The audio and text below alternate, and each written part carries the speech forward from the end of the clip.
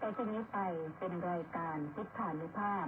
ดำเนินรายการโดยพระธรรมกิติเมธีผู้ช่วยเจ้าวาดวัดราชาธิวาสวรวิหาร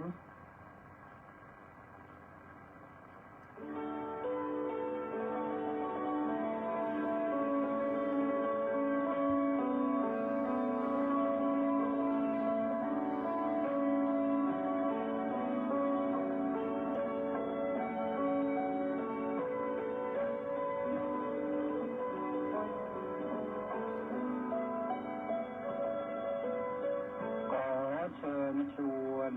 มาฟังธรรมนำชีวิตขัดเกลาจิตบริสุทธิ์ผุดผ่องใสเสริมปัญญาบารมีให้จิตใจสุขสดใสเมื่อได้ทำนำชีวา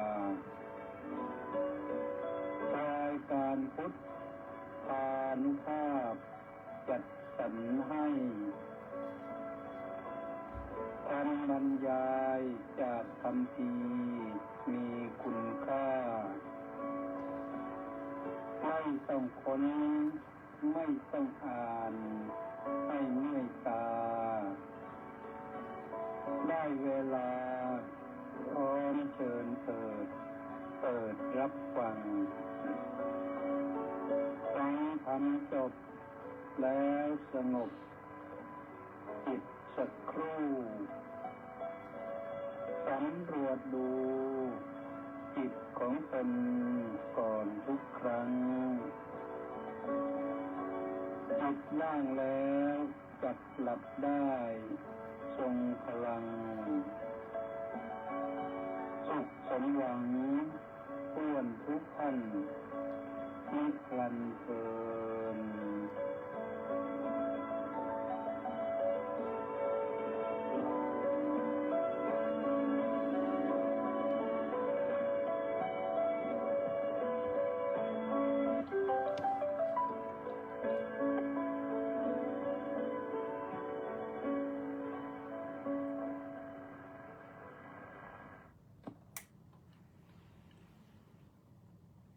อะระหังสัมมาสัมพุทโธภะคะวาพุทธังภะคะวันตังอภิวาเดมิสวากขาโตภะคะวะตาธัมโมธัมมังนะมัสสามิสุปฏิปันโนภะคะวะโตสาวกสังโฆสังฆังนะมามิขอถวายความนอบน้อมแด่พระรัตนตรัยขอคารวะพระเถรานุเถระเจริญสุขสวัสดีท่านสาธุชนทุกท่านได้เวลารับฟังรายการพุทธานุภาพวันนี้ก็มาพบกันที่วันจันทร์ที่28กรกฎาคมพระพุทธศักราช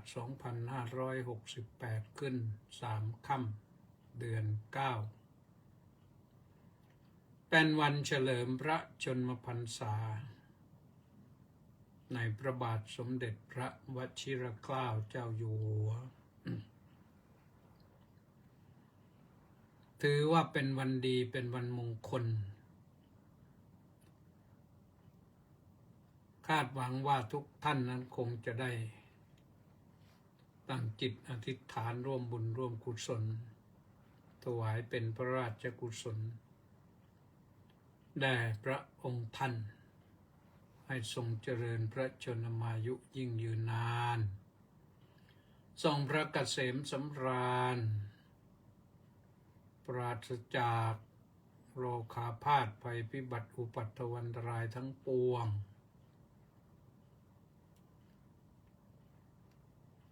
เป็นเป็นมิ่งขวัญแห่งพระศกนิกรปวงชนชาวไทยไปตราบสิ้นกาลนาน ท่านสาธุชนทั้งหลาย พระบาทสมเด็จพระเจ้าอยู่หัวของเรานั้น พระองค์ทรงแสดงตนเป็นพุทธมามกะ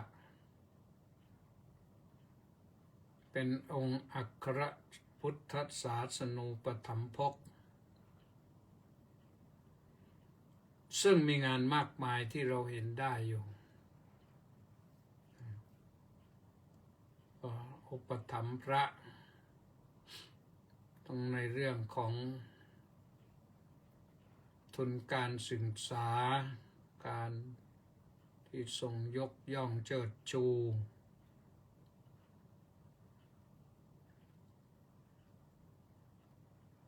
ทรงดำรงมั่นในพระสัทธรรมเคารพนบนอบบูชาพระพุทธปฏิมาบูชาพระธรรมแล้วก็บูชาพระสงฆ์ตลอดมาและพระองค์ก็ทรงประกาศไว้ว่าตลอดไปแล้วนะในวันเสด็จขึ้นเถลิงถวัลยราชสมบัติทรงประกาศตนเป็นพุทธมามกะว่ากันวันนี้เริ่มพิธีก็ทรงให้ท่านประธานองคมนตรีพลเอกสุรยุทธจุลานนท์ไปปฏิบัติหน้าที่ที่ทาวาสุกรีซึ่งอยู่คนละฝั่งคลองกับวัดราชาธิวาสวิหารนี่แหละปล่อยโคปล่อยนกปล่อยปลานกก็มีที่ให้เกาะเยอะปลาก็มีแม่น้ำไม่ลงเยอะ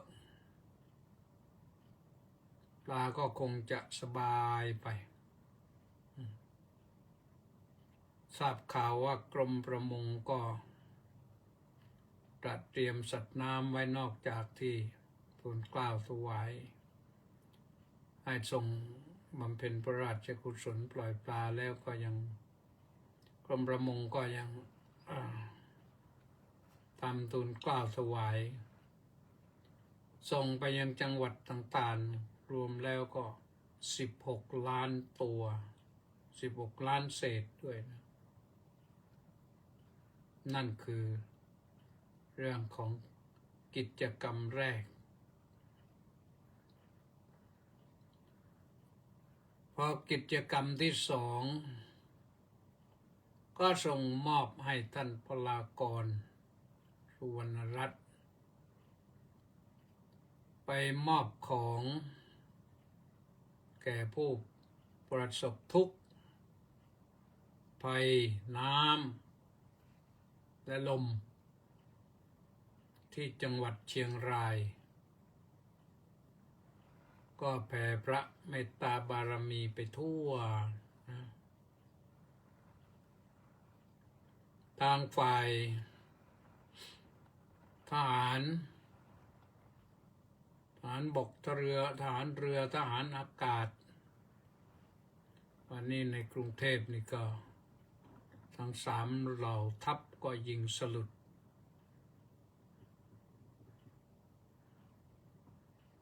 21 นัด21 นัด21 นัด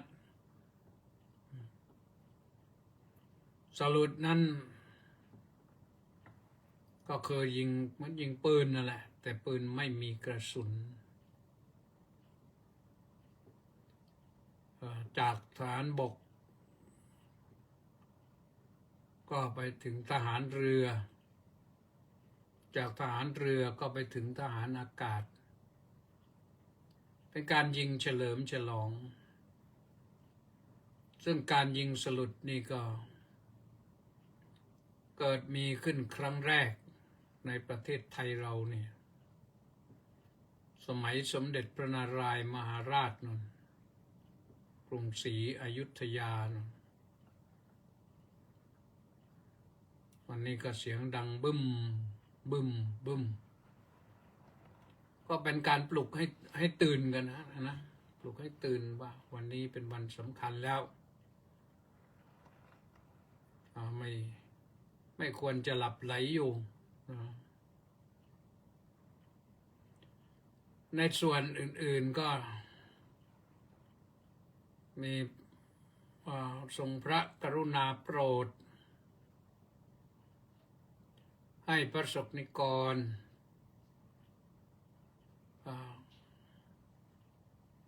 ได้เข้าไปถวายความเคารพแด่บุรพมหากษัตริย์เปิดปราสาทพระเทพบิดรก็อยู่ในเขตวัดพระแก้วแล้วก็ถือว่าเป็นพระบรมมหาราชวังทราบข่าวว่าคนแน่นมากวันนี้ไปกราบไปไหว้กันด้วยความรู้สึกสำนึกจงรักภักดีต่อวีรกษัตริย์บรรพบุรุษโดยเฉพาะอย่างยิ่งปราสาทพระเทพบิดรนั้นเป็นที่ประดิษฐานบุรพมหากษัตริย์ในพระบรมราชจักรีวงศ์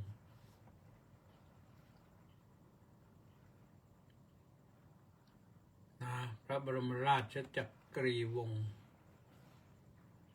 ก็มีประสบนิกรก็ไปถวายความเคารพสักการะกันตลอดเลยวันนี้นอกจากนั้นประสบนิกรทั่วล่าภาคเหนือภาคอีสานภาคกลางภาคใต้บำเพ็ญบุญกุศลทำบุญตักบาตรทั่วราชอาณาจักรถวายเป็นพระราชกุศล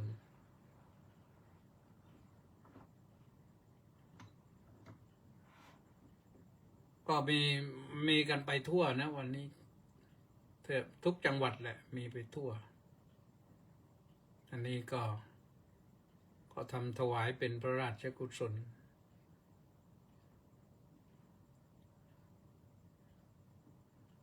ส่วนพระองค์เองเราเห็นว่าพระมหากษัตริย์ของเรานั้นทรงพระปรีชาและสามารถปรีชาก็คือทรงพระปัญญาสามารถก็คือทรงมีความสามารถไม่ว่าในทางด้านการทหารทางด้านการปกครองทางด้านศาสนาต้องมีพระปรีชาสามารถจริงๆด้านทหารเราเห็นแล้วว่าพระองค์สามารถที่จะขับเครื่องบินเป็นเครื่องบินรบนะทำได้แต่ทรงขับเครื่องบินโดยสารเครื่องไม่รู้ว่ายี่ห้ออะไรนะแต่ขับไปตอนเสด็จไป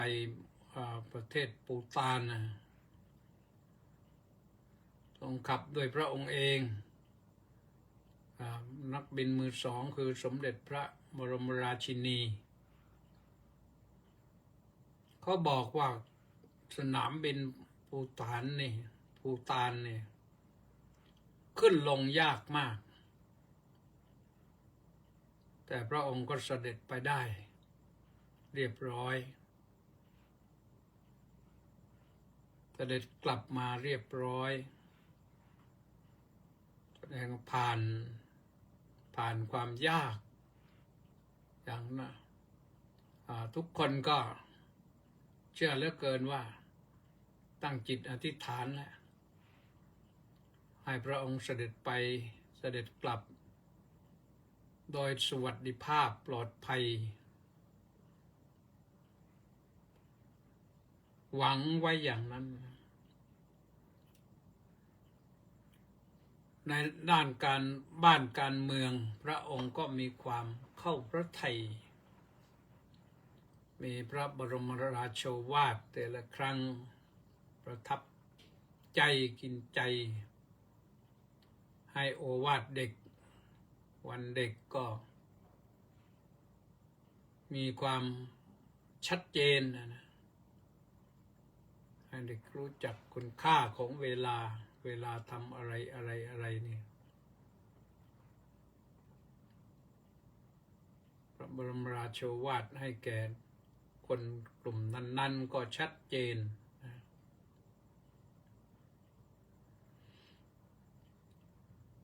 ในด้านการสังคมโดยเฉพาะอย่างยิ่งแนวพระราชดำริเรื่องจิตอาสาเนี่ยถือว่ายอดเยี่ยมมากๆเลยประสบนิกรทุกคนก็แม้จะไม่ได้สมัครเป็นจิตอาสาก็พร้อมที่จะเป็นจิตอาสาถ้าเราจะเห็นว่านี่แม้แต่เกิดความไม่สงบขึ้นใน4-5 จังหวัดอีสานใต้นี่ทรงพระองค์ก็พระราชทานอาหารรองอาหารรสอาหารจัดไปพร้อมแล้วก็พร้อมด้วยจิตอาสาที่ออกมาช่วยประสบนิกรของพระองค์ที่ท่านเหล่านั้นต้องอพยพหลบลี้หนีภัยหนีกระสุนหนีจรวดซึ่งเป็นอันตรายต่อชีวิต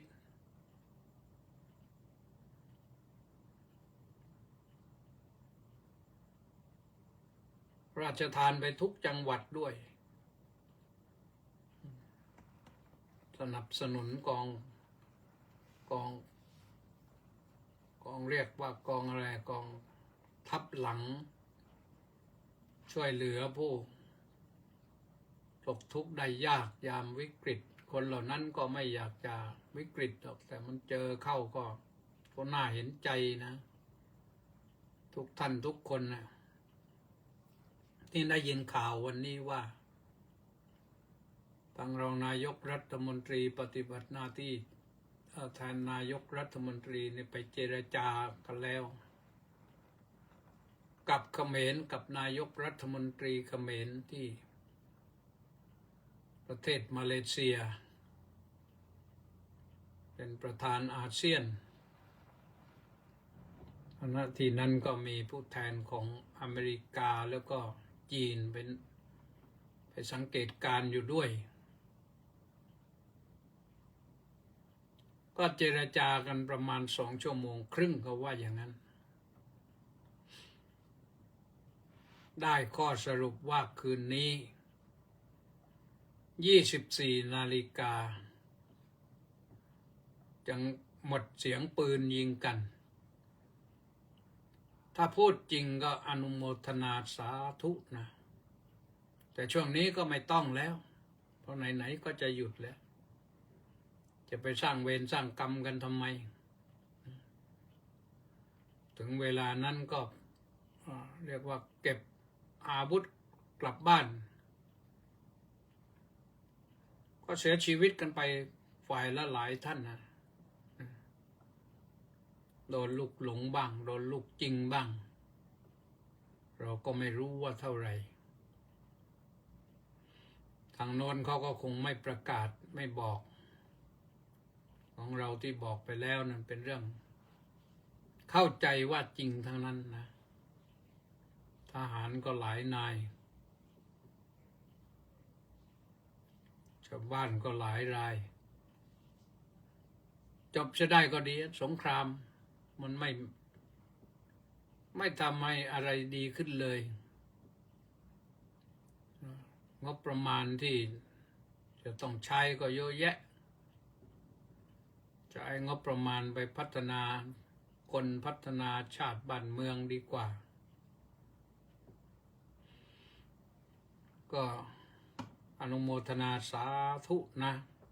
ที่เจรจากันตกลงกันได้พระเจ้าอยู่หัวของเรานั้นทรงพระปรีชาแล้วก็สามารถก็เรียกว่ารอบทิศทางและมีน้ำพระทัยที่กว้างใหญ่ไพศาลทรงเป็นต้นแบบที่ดีงามเป็นต้นแบบนักเสียสละนะเสียสละมากพระบาทสมเด็จพระเจ้าอยู่หัวนี่เสียสละมากที่ดินต่างๆที่ก็เอาไปสร้างโรงเรียนสร้างมหาวิทยาลัยสร้างนั้นสร้างนี้เนี่ยพระองค์ก็พระราชทานโฉนดที่ดินหมดเลยโล่งเลยอย่างมหาวิทยาลัยราชภัฏสวนสุนันทานี่ก่อนนั้นก็ตื่นตระหนกว่าจะอยู่ตรงนี้ได้หรือเปล่าต่อไปได้สักเท่าไหร่พอพระราชทานโฉนดที่ดินมาปั๊บโอ้โล่งเลยโล่งเลยโล่งเลยพระราชทานทรัพย์สินส่วนพระองค์ไปสร้างโน้นสร้างนี้เพื่อประโยชน์แก่ประสบนิกรในยุคโควิดนี่รถพยาบาลพิเศษไปถึงไหนตรวจที่ไหนก็ได้ไม่รู้เขาเรียกชื่ออะไรก็หลายสิบคันนะพระองค์จำไม่ได้ว่าเท่าไหร่แต่เยอะมากเลยพระราชทานไปตรงไหนที่โควิดระบาดรุนแรงก็พระราชทานไปที่นั่นก่อนติดเครื่องอุปกรณ์เรียบร้อยนั่นคือเรื่องที่ทรงทำคันหนึ่งไม่ใช่ล้านเดียวนะรถหลายล้านนะพร้อมทั้งเครื่องอุปกรณ์ก็พระราชทานไปพระราชทานอุปถัมภ์พระศาสนามีทุนเล่าเรียนหลวงสำหรับนักเรียนนักศึกษาโดยเฉพาะบาลีนักธรรมนี่พระราชทานทุกปีต่อเนื่องมาจากพระบาทสมเด็จพระบรมชนกาธิเบศรทรงสืบสานรักษาและต่อยอด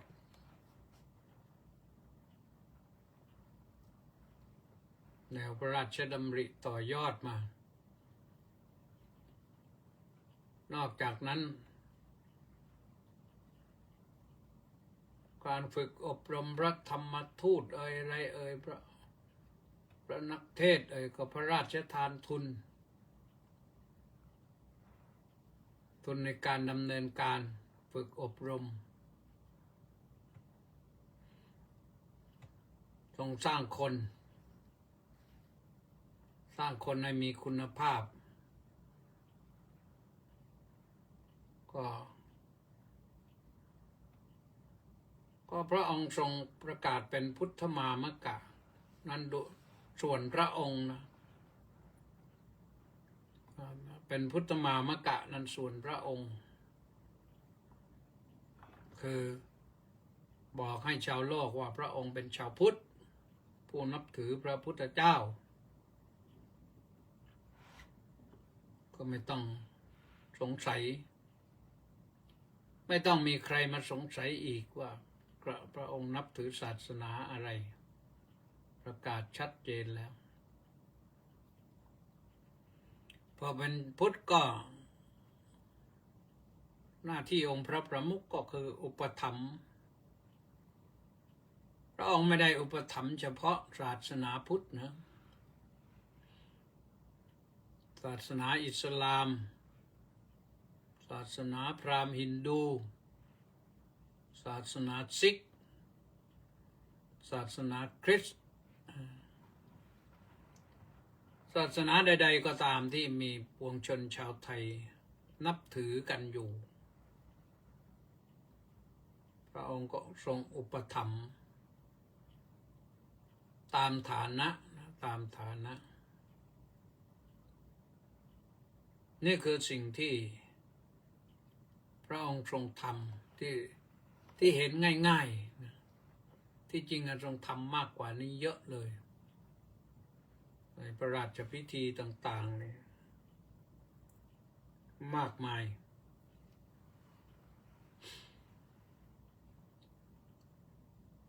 เพราะฉะนั้น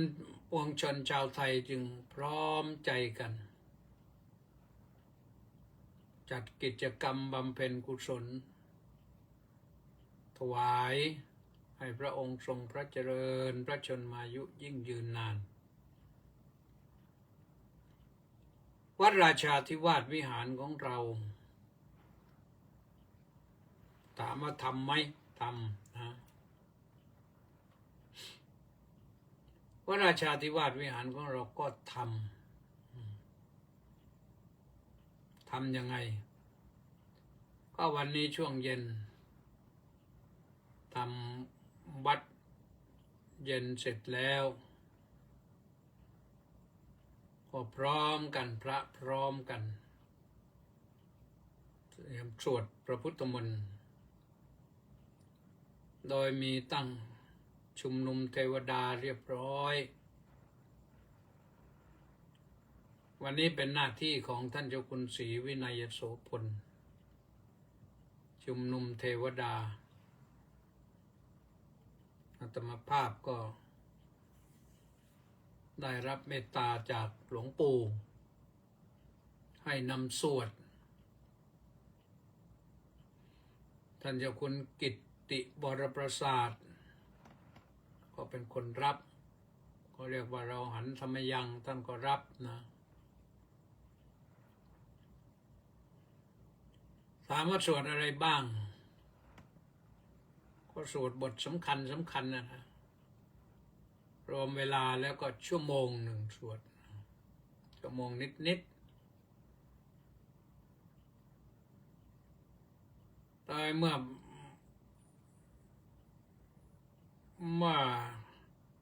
ท่านเจ้าคุณศรีท่านชุมนุมเทวดาเสร็จแล้วอาตมาก็นำหันธรรมยังนำสวดบทนะโมคือนอบน้อมพระสัมมาสัมพุทธเจ้า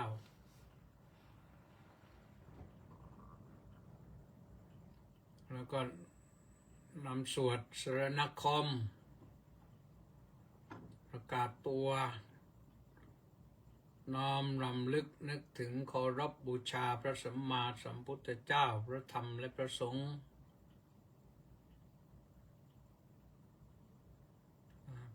จบจากนั้นก็สวดโยจักขุมาซึ่งเป็นบทพระราชนิพนธ์ของรัชกาลที่ 4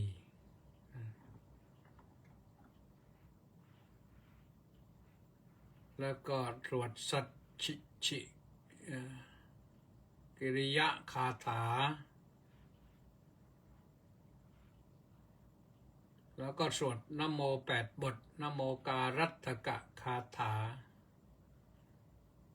นั้นเป็นบทนำ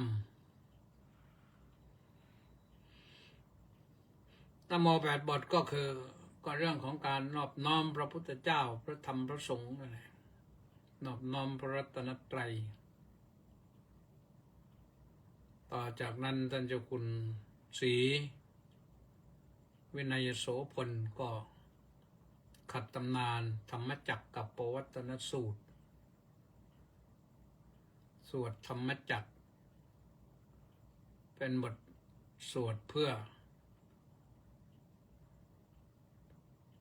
เจริญพระชนมายุถวายเพื่อเจริญพระชนมายุคือธรรมจักรกับปวัตตนสูตร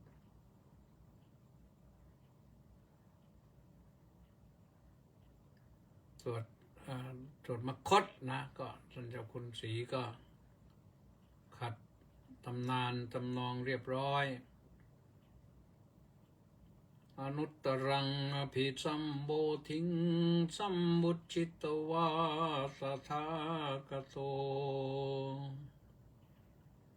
ปัทมังยังอเดเสสีธรรมจักกังอนุตตรังสัมมาเดวะปวัตเตนโตโลเกอัปปติวัตติยังยัตถาคาตาอุโภอันตาปฏิปัตติจมัตชิมาจตุสวาริยสัจเจสุวิสุทธังญาณดัสสนังเดสิตังธรรมราเจนะสัมมาสัมโพธิกิตตนังนาเมนะวิสุตังสุตตังธรรมจักกัปปวัตตนังวัยยากรณังปาเทนะสังกีตันตัมพนามัสเส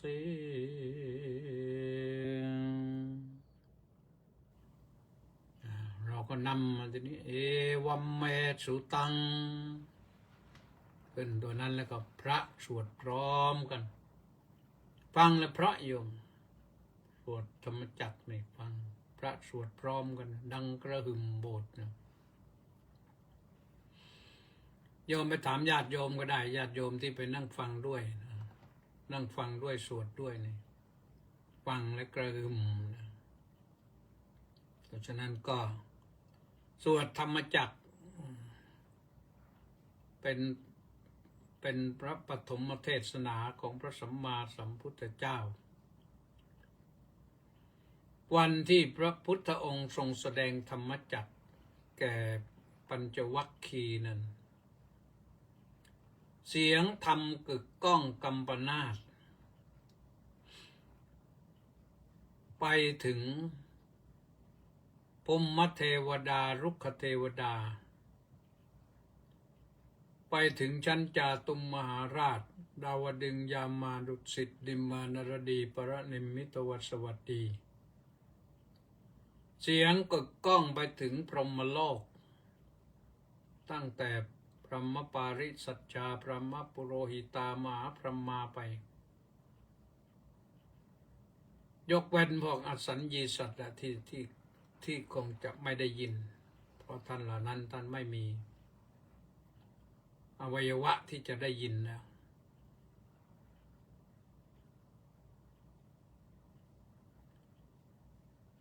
เพราะนั้น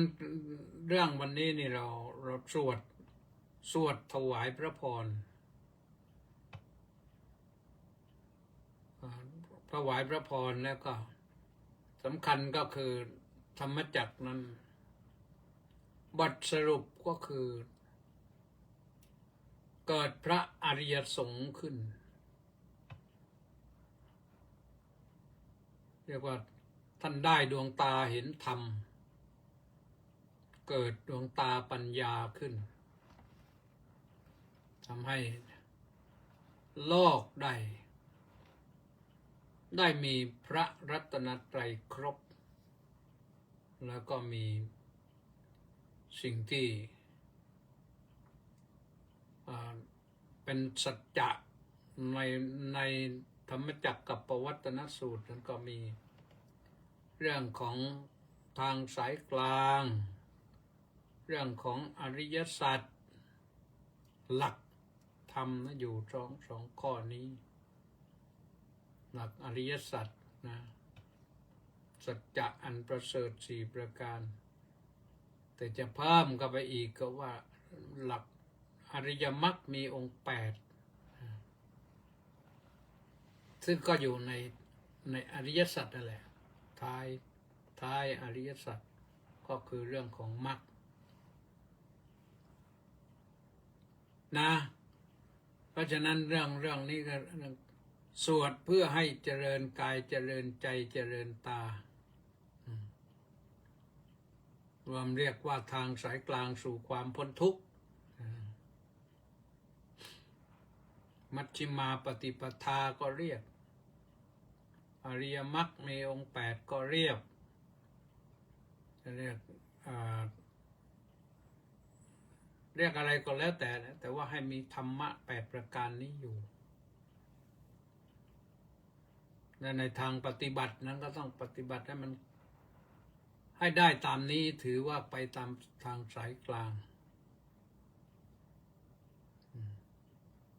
ถ้าไปตาม8ประการนี้ไปพร้อมกันก็ถือว่าเป็นทางสายกลางพอจบธรรมจักรกับปวัตตนสูตรก็นำสวดต่อมังคละคาถาสวดมงคล38ประการมงคล8ประการก็38ประการก็อะไรเลยโยมอาเซวนาจะบาลานังปันดิตานันจะเซวนาก็อินเดียเขาไม่สวดอย่างนี้กันก็สวดว่าอันเสวนาจะบาลานังปันดิตานันจะเสวนาปูชาจะปูชนียานังเอตัมมังกลมุตตมังแล้วก็ว่าไปอย่างนั้นแล้วเด็กก็สวดได้หมดเลยก็เป็นทำนองที่เรียกว่าสรพัญญวิธีสวดจบมงคล38ประการพร้อมกันไป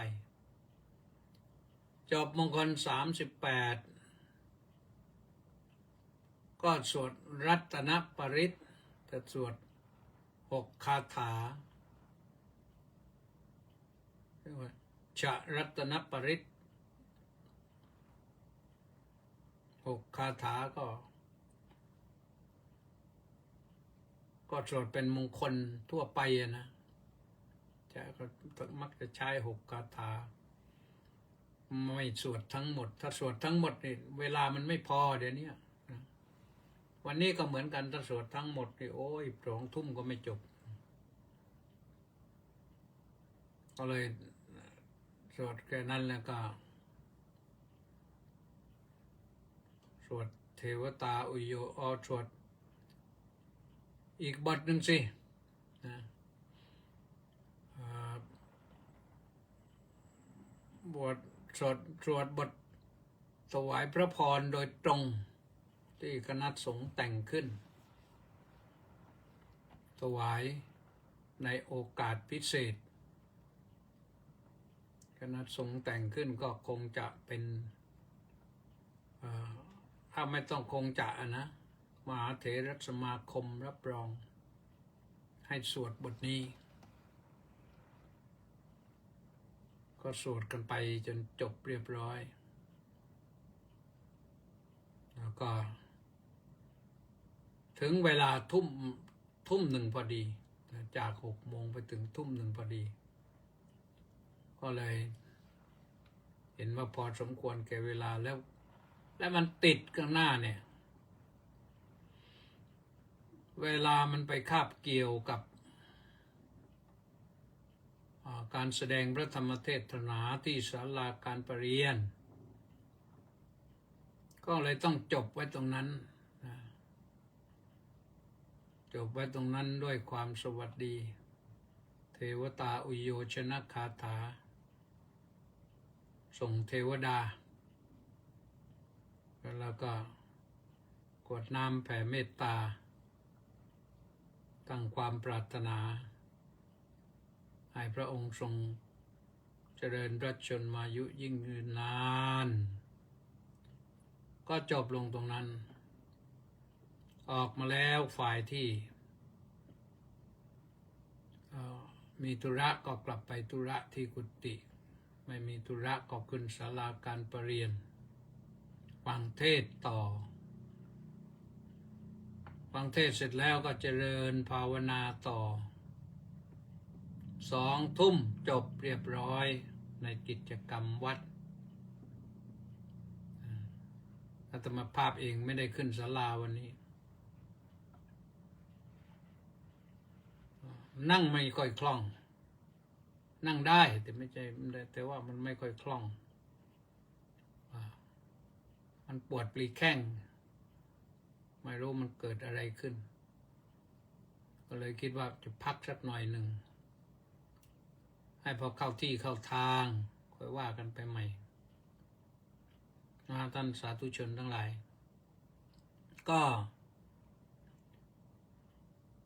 ว่าไปทั้งหมดนี้ก็เพื่อถวายเป็นพระราชกุศลแด่พระบาทสมเด็จพระเจ้าอยู่หัวพระวชิรเกล้าเจ้าอยู่หัว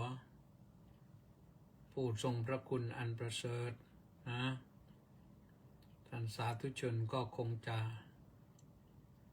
มีความรู้ความสามารถอะไรเยอะและที่จะพรรณนา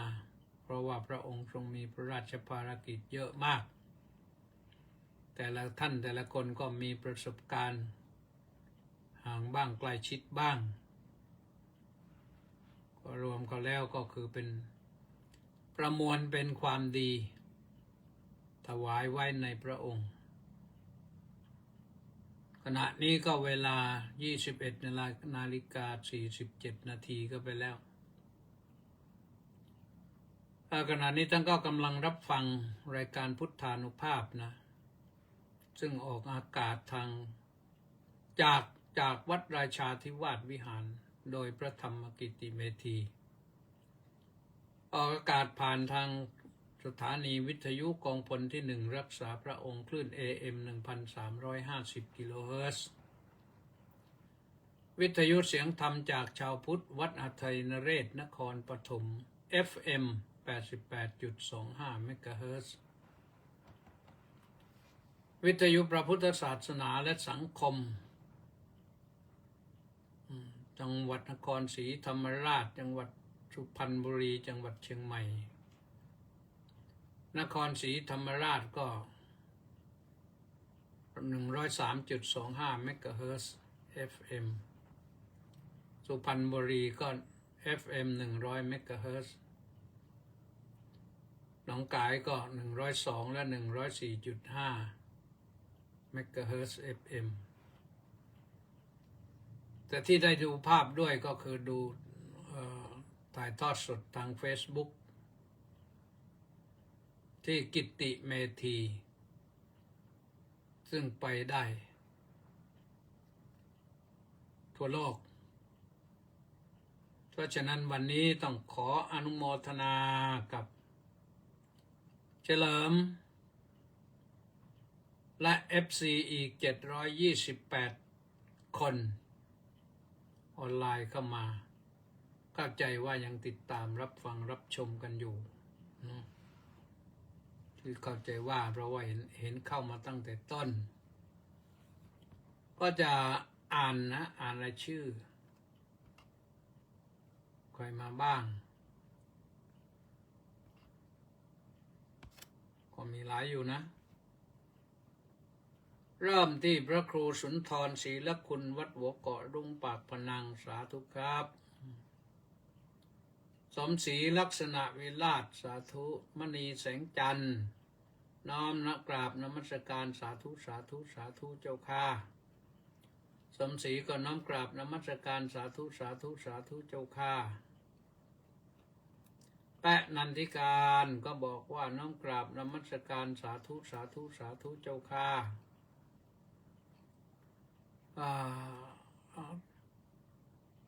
สาธรรักกิจน้องสาธุสาธุเบนคิมก็บอกว่าขอพระองค์ทรงพระเจริญยิ่งยืนนานด้วยเกล้าด้วยกระหม่อมขอเดชะนี่เบนคิมนะเป็นการกระทรวงมหาดไทยสาธุสาธุนักบุญคนนครสาธุครับอาจารย์สาธุ ลีลาวดีดอกสร้อยน้อมกราบนมัสการด้วยความเคารพอย่างสูงเจ้าค่ะไอ้น้ำยังมาไม่ถึงนครสวรรค์เหรอมาถึงสุโขทัยแล้วนะนี่อยู่ราชภัฏนครสวรรค์ฝ่ายการเงินสุขุมบองสุขุมบองบอกว่าน้อมกราบถวายความเคารพพระเดชพระคุณครับผมสาธุนะนนวัดป่านานาชาติเวอร์จิเนียนนคุณสมชายศาสนกิจบอกว่าขอน้อมกราบนมัสการสาธุครับสาธุมัคโคนาโมเมบอกว่ากราบนมัสการสาธุเจ้าค่ะสาธุไม่มีวันนี้ไม่มีรายงานนะวินัยลักษณะวิราชกราบนมัสการครับเป็นไงบ้างปราจีนบุรีไม่ถึงเหรอเสียงปืนมาถึงหรือเปล่าไม่รู้นะแต่ว่าอยู่เมืองไม่ถึงนะสริดพองแทสะบำรุงสาธุครับพระอาจารย์สาธุทองใสราชโคตบอกว่าน้อมกราบนมัสการหลวงพ่อเจ้าคุณขอรับสาธุสาธุสาธุสาธุหนูปานลักษณะวิราชก็บอกว่าน้อมกราบนมัสการสาธุสาธุสาธุเจ้าค่ะสาธุ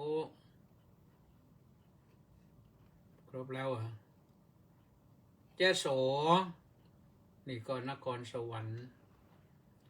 กราบนมัสการเจ้าค่ะสาธุกำรณแย้มเยือนน้อมกราบคารวะพระเดชพระคุณพระธรรมกิติเมธีด้วยความเคารพขอรับสาธุนี่วัดฟลอริดาธรรมารามเมืองคิสซิมมีฟลอริดานนธนสรกรมจหอสาธุสาธุสาธุสาธุนะคุณสุนทรเจนสาธุสุรชัยประพันธ์ขอถวายความเคารพอย่างสูงครับพระครูสุทธิชัยสารวัดโพธิเกษตรอำเภอสวีจังหวัดชุมพรสาธุต้าสิทธิมงคลบอกว่านมัสการสาธุครับสาธุความตายเป็นของแน่รักแท้คือแม่เราน้อมกราบสาธุขอรับสาธุเล็กวังบุรพานุกูลแก้วสุขกราบสาธุครับวังสาธุแล้วก็วรนันท์ขาวศรีกราบนมัสการเจ้าค่ะสาธุนี่เป็นคนสุดท้ายนะก็ฝากไว้นะมีโอกาสก็แชร์บ้างได้บุญด้วยนะแชร์ด้วยกดไลค์นั้นเป็นกำลังใจกดแชร์นั้นได้บุญก็เชิญชวนได้ทุกท่านเลยนะก็เป็นเรื่องที่ร่วมกันจัดร่วมกันทำวันที่1 สิงหาคมนี่ที่วัดมะม่วงปลายแขนเขาทำบุญอุทิศถวายท่านพระครูประภัสสรเมธาพรอาจารย์นะอาจารย์ก็ทำเป็นประจำทุกปีปีนี้ก็รู้สึกจะเป็นปีที่28แล้วปีที่28แต่มรณภาพมาก็เชิญชวนบรรดาศิษยานุศิษย์ไปร่วมบุญร่วมกุศลกันได้ทราบข่าวว่าเจ้าอาวาสแจ้งบอกว่าให้ญาติโยมทำข้าวปลาอาหารไปถวายพระกันไปทำบุญกันร่วมบุญกันถวายพระกันแล้วก็รับประทานอาหารกันนะทำบุญก็คือการสวดมาติกาบังสุกุลก็คงจะใช้เวลาช่วง9 โมงถึง11 โมงอาจจะถึงเที่ยง11 โมงก็ฉัน ก็เชิญชวนไปกันได้นะอาตมาภาพไม่ได้ไปปีนี้ไม่ได้ไปตัดสินใจแล้วว่าไม่ได้ไปไม่ได้นะก็ต้องเว้นบ้างนะเว้นสักปี ไม่ตั้งใจจะเว้นหรอก แต่ว่าความคล่องตัวยังไม่คล่องตัวเท่าที่ควร แล้วก็วันที่12 ยอมวันที่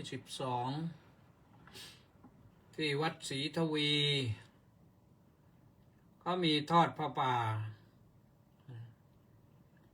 วันที่14เขาวันที่12เขามีทอดผ้าป่าอันนี้ก็เริ่มกันตั้งแต่เช้าเลยทอดผ้าป่านะวัดนั้นพัฒนาไปเยอะมากวัดศรีทวีเนี่ยท่านเจ้าคุณพุทธิสารเมธีเนี่ยเทศก็เก่งกรรมฐานก็เก่งอบรมเป็นวิทยากรอบรมก็เก่ง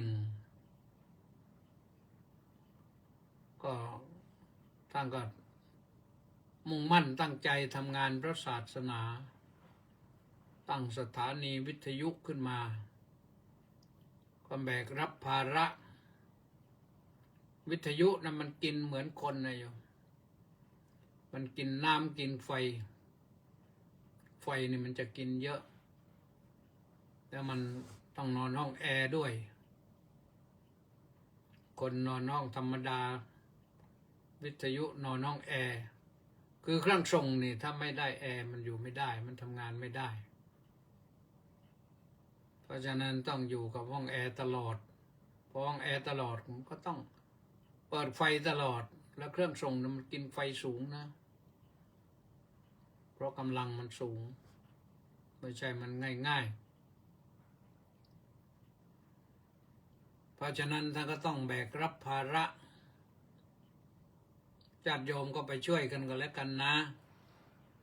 ท่านผู้ใดพอมีกำลังก็ไปช่วยกันหน่อยทอดผ้าป่าคนละ10 บาท20 บาท50 บาท100 บาท200 500 1,000ก็ได้ทั้งนั้นแหละนะรวมกันแล้วมันก็เกิดเป็นกองใหญ่ขึ้นมาท่านก็ทำทุกปีละครั้งมั้งก็เชิญชวนญาติโยมนะว่ากันไปขอให้ไปร่วมกันวันที่12นะวันที่12สิงหานี่ที่จริงแล้วเป็นวันเฉลิมพระชนมพรรษาสมเด็จพระพรวัฏสาอายิกาไม่ใช่พระพันปีหลวงสมเด็จพระนางเจ้าสิริกิติ์พระพันปีหลวงนี่วันที่12 สิงหานะเราก็ไปทำบุญกันทำบุญแล้วก็ตั้งจิตตั้งใจวันนั้นก็เป็นวัน9 11 12ใช่ก็ไปร่วมกันแล้วนครศรีธรรมราชนะคนอยู่ไกลก็ร่วมได้คนอยู่ไกลก็ร่วมได้เดี๋ยวจะเอาบัญชีของเขามาบอกให้ทราบนะว่าใครจะไปทางไหนหรือจะร่วมรายการพุทธานุภาพก็ได้081 070 026 0870นี่นะธนาคารกรุงไทยวันนี้หมดเวลาแล้วพบกันใหม่วันพรุ่งนี้ขอความสุขสวัสดีจงมีแก่ทุกท่านขอเจริญพร